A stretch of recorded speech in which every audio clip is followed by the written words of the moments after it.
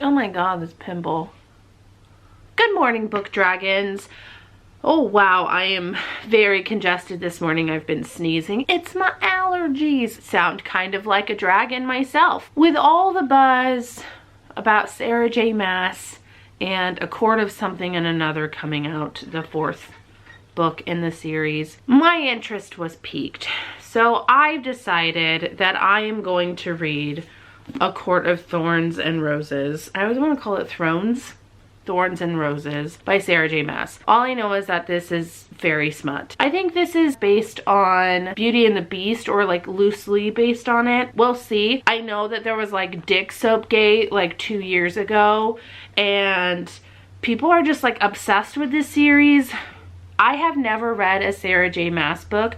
I own Crescent City, like the Waterstones edition, because hello, sprayed edges. But this is my first time reading Sarah J. Maas. So we'll see if I'm trash for her or if I'm in the other camp. And if I'm in the other camp and it's not my favorite, feel free to still love Sarah J. Maas. I don't really give a shit.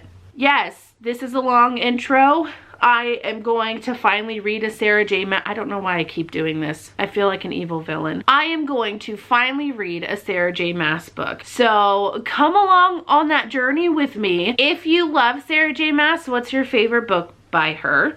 If you don't, let me know in the comments down below. Okay, I will say, I do acknowledge that there's been a lot of controversy when it comes to Sarah J. Maas. I have heard that any characters in the Alphabet Mafia, like myself, are killed off in the series, or they're kind of just like really background characters. I've also heard that about people of color in the series.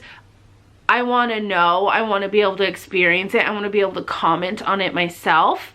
So that was another reason why I was interested. Otherwise, I would have read the Cruel Prince series, because I've only read the first one. So if you want a vlog of me reading all 3 of them, let me know in the comments down below. And grab a snack, grab something to drink. Here's Potter. She wants to read with me. So I'll see you in a few seconds.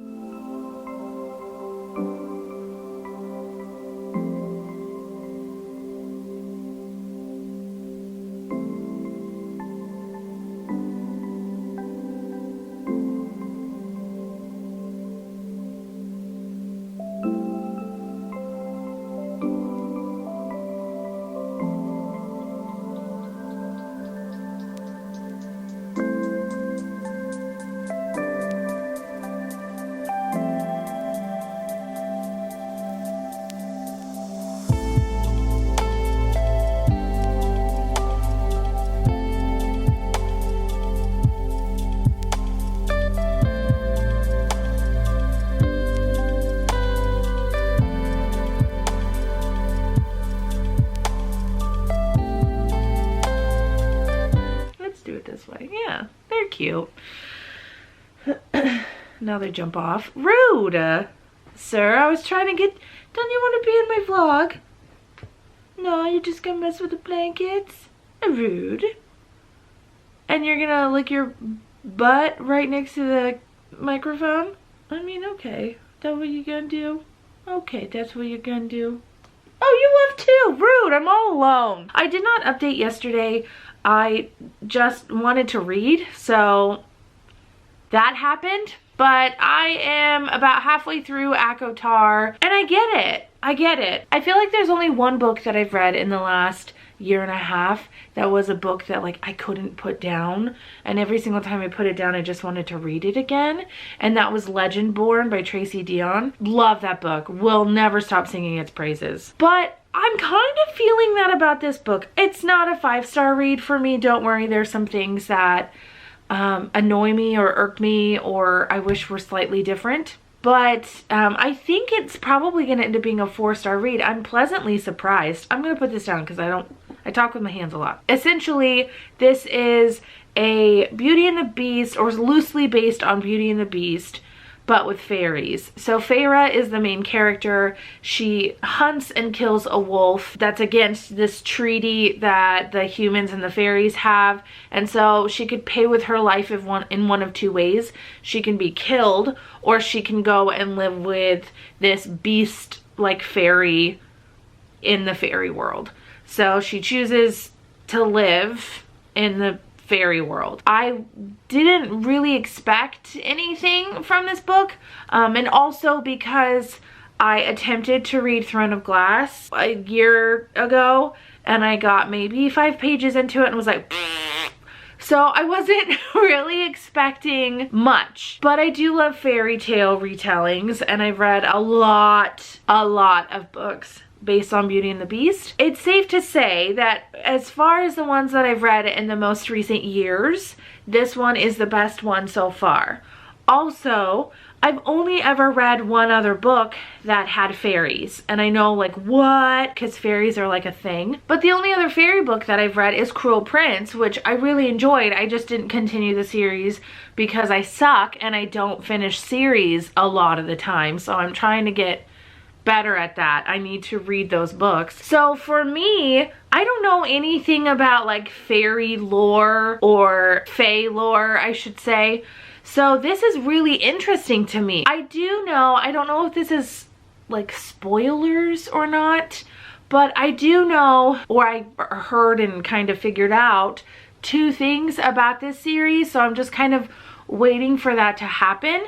One of them is Rhysand. I know that like everyone loves, is it Rhysand or Rhysand? I don't care. I know that everyone, like, I thought he was the main romance interest, so I'm kind of waiting for him to be introduced, just because I know during, like, a lot of people wanted his soap, if you know what I mean. This one has Tamlin, and I thought that I heard that people don't like him. So I don't know if something happens, because that sucks, because I'm really liking him as a character. I want to know more about his side of the story, and if he does become this like character that everyone hates, I really want to see his story arc or his character arc and see what happens. Some of the things that are pulling me out of the story a little bit is I feel like Feyre is written like, I'm not like other girls, but I don't think that it's to the extreme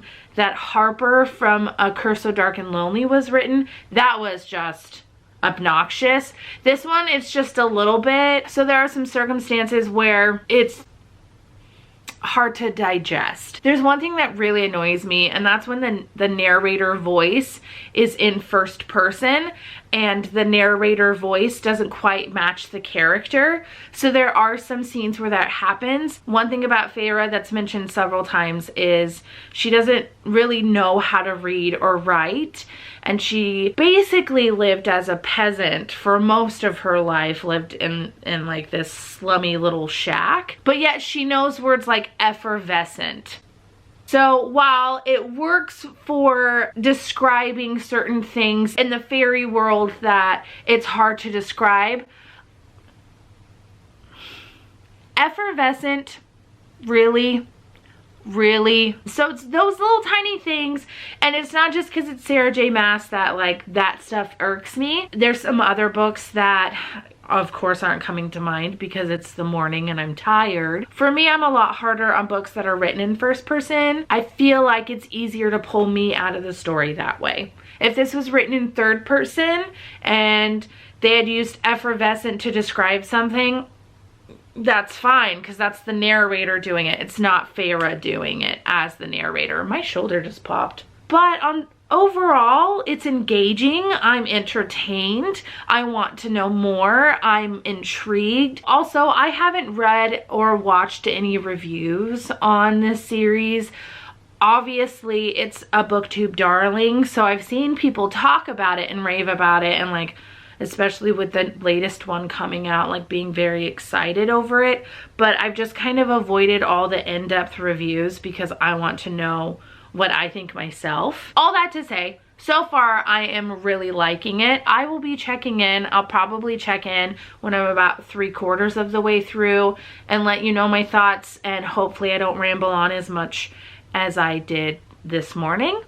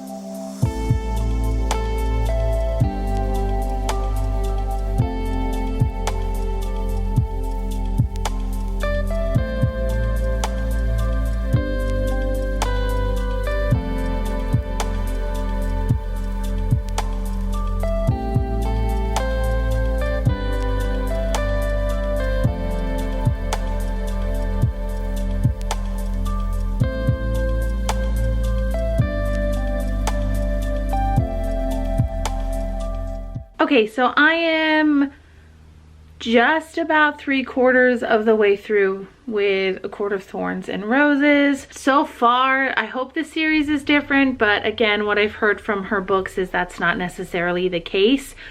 But I really, really want some Alphabet Mafia characters in this series, in these books, especially, I don't know, dealing with fairies. I just feel I want 2 gay fairies, okay? However that looks. Obviously, this is my first time reading it, so I don't understand all the hate that it gets. I just don't know how I feel about it.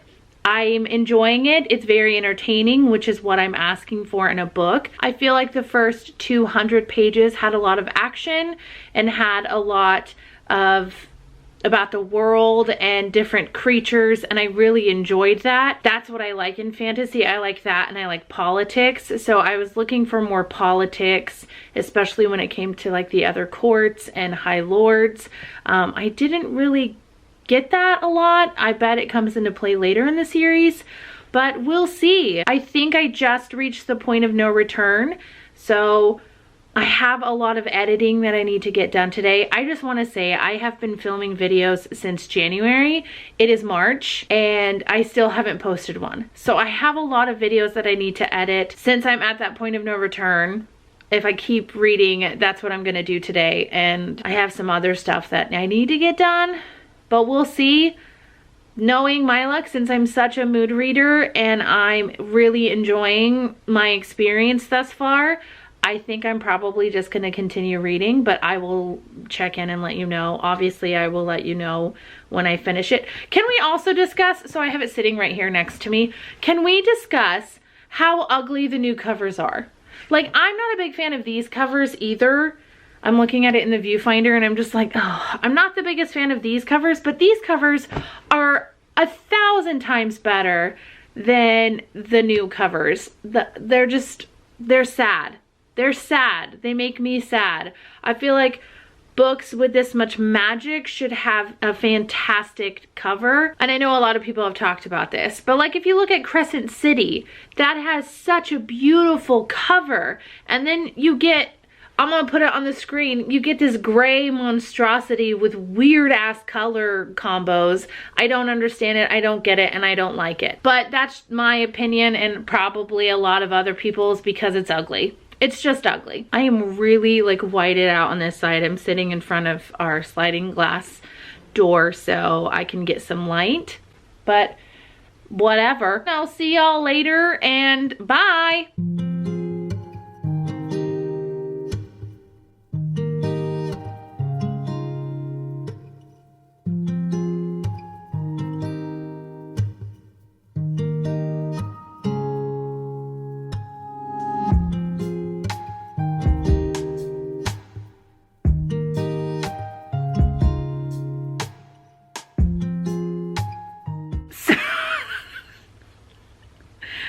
So I just finished I just spit all over myself. So I need to gather my thoughts and come back when I have like them fully flushed out. I was just not expecting it to be what it was. So let me gather my thoughts and I'll be back. Buddy, lay down. No, go lay down. Go, Neville, lay down. Lay down, buddy. Sir, excuse me. He's literally just standing with his butt to me. Good boy. I will be honest, I went into this with low expectations. Not because I think I have better taste or oh, whatever. A lot of the books that were written between, I don't know why I'm yelling. A lot of the books that were written between 2010 and like 2015, 16, I just haven't liked. I feel like during that time there were a lot of books for YA that were hyped that just weren't that well written. I've read a lot of the really popular books through that time and I don't know, they just don't click with me. So that's why I went in with low expectations, not because of Sarah J. Maas or anything like that. I will say the writing style was what I expected. I didn't really think it was going to be the most amazing piece of work ever written, but I also didn't expect it to be horrible since a lot of people love it. There was a lot of description in this book. I found myself kind of trailing off and only halfway paying attention because I felt like there was just so much description, which is fine for a book that I tend to read like adult fantasy or thicker fantasy. For me, it's fine when there's a lot of description because with that description is world building, whereas this described the same thing over and over and in the same way.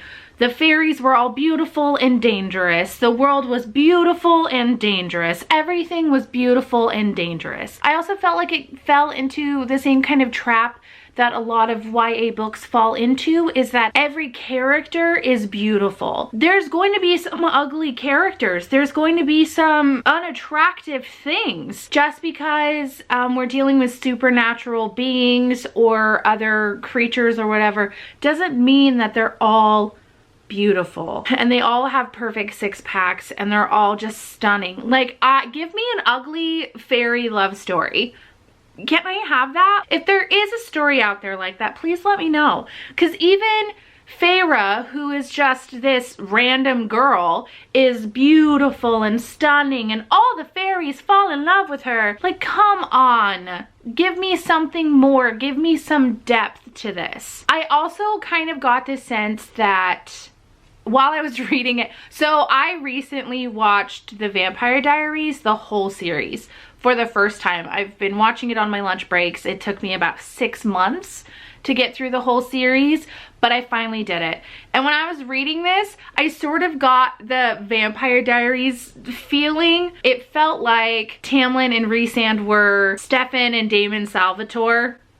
I also couldn't get past the feeling that the fairies in this world, specifically the high fairies, high fae, specifically the high fae, are vampires. They're immortal.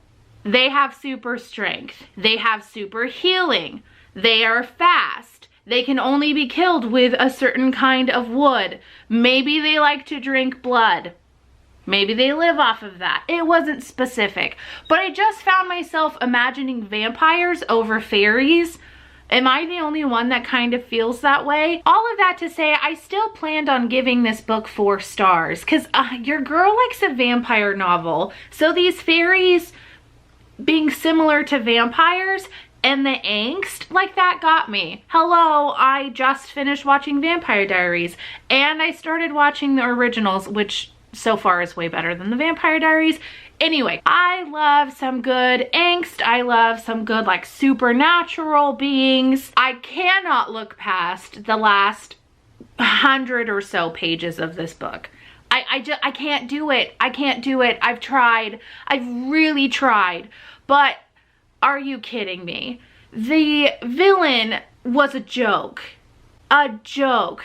The whole last 100 pages was the equivalent of the villain monologuing so that the hero can save the day. Not only were the motivations of the villain kind of unbelievable, the villain herself as a character was just not flushed out. She was a joke. She was an exaggerated idea of what a villain should be. Not to mention, she could have met her mission. I don't really want to go into detail. I don't really want this to be a lot of spoilers, but she could have completed her mission, completed her goal in like 2 seconds flat. It didn't make any sense to me. It just felt like a way to prolong the book.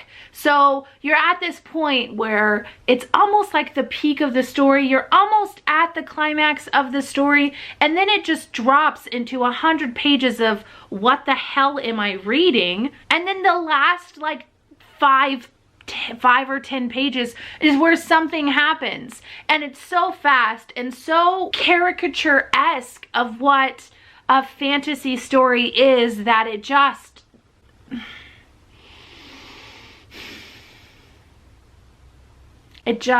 didn't work. There is a part where I'm not even gonna go into detail because again, I don't want any spoilers, but the riddle, can we just, the riddle, really, it was very disappointing.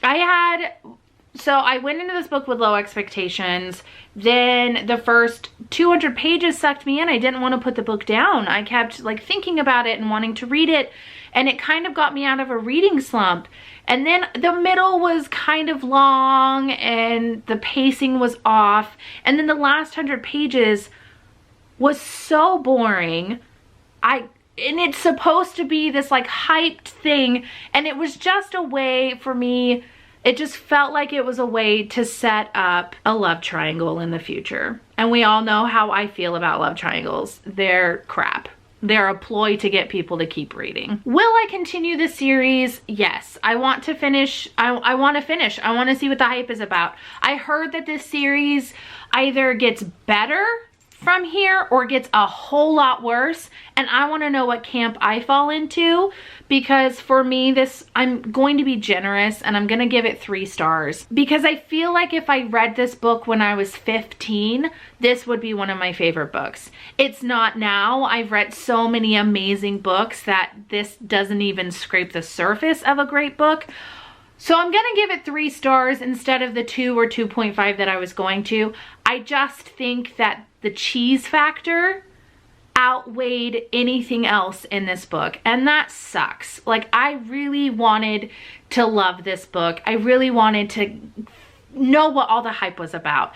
I'm going to continue the series. Let me know if you want me to vlog reading each one, because I know that they get significantly bigger, which is gonna probably be hard for me because I felt like this book was too long as is. Not that I'm against long books, I just felt like there wasn't enough plot to fill the pages. Let me know if you've read A Court of Thorns and Roses, what you thought of it. Please let me know if you've read the series, if it gets better or worse, if you want me to continue, if you want me to just add reading it to like regular reading vlogs, or if you want a specific one. Please just let me know if there are other things that I should have noticed while reading it other than the lack of diversity, the fact that it was a very whitewashed cast and that there was no representation of the alphabet mafia. Please, please, please remember to wear your masks, practice social distancing, wash your hands. Don't be a jackass to those in customer service that are telling you that you have to follow these rules. They don't make them up. And as always, be nice to yourself and be kind to others. Bye!